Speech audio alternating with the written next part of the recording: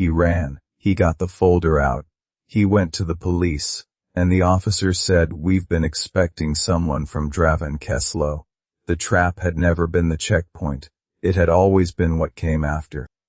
What it costs. Part 4 of 4. The stairwell door opened. The woman who stepped through was exactly as he remembered from the station platform. Medium height, dark coat, calm expression. She was holding a phone to her ear. She looked at Tariq without surprise. She finished her sentence to whoever was on the line. She said, "He found the folder," and then she lowered the phone. She said his name, not Mr. Osman Tariq, the way his editor said it, the exact cadence of it, the slight drop at the end. His throat closed. He said, "You sent the tip." She tilted her head and said, "No, that was Hale," before I could stop him. She looked at where Hale had been standing and said, "He's gone now, I assume. I've been trying to close that door for 3 months. Tariq's hand tightened on the folder. He asked what she wanted. She said the folder. Just the folder. Nothing else has to happen. She took 1 step toward him. He backed toward the intake hall. He had 44 steps to the front door. She had a phone with someone still on the line. He had no idea what was on the other end of that call. He ran. He did not think about it. He ran through the intake hall and hit the front door with his shoulder, and it opened.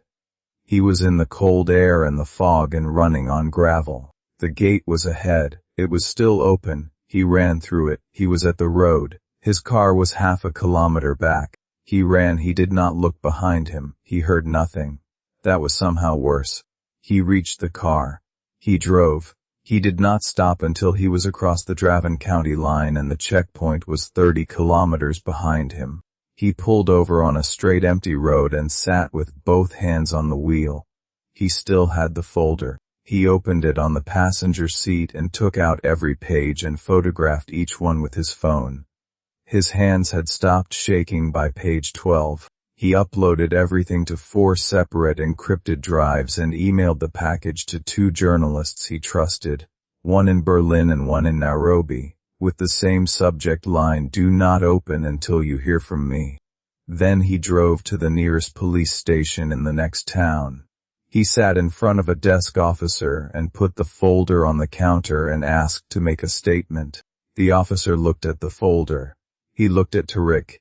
He said, "We've been expecting someone from Dravenkeslo to come in." He said it without any surprise. He picked up the folder and put it in a drawer. He said, "Wait here, please." He went through a back door. The door closed. Tariq sat in the plastic chair and looked at the front door of the station. He thought about the word "soon" written beside his name. He thought about his editor's face on the chart, connected by arrows to 68 dead people. He thought about what it meant that the police officer had said, "We've been expecting someone." He stood up. He walked out of the station. He got in his car.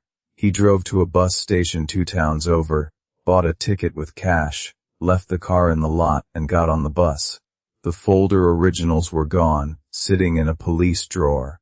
But 4 encrypted copies were sitting in the cloud, and 2 journalists had the package in their inboxes. 3 weeks later, the first story broke. It ran in a Berlin investigative outlet under Tariq's byline, co-authored with the journalist in Nairobi.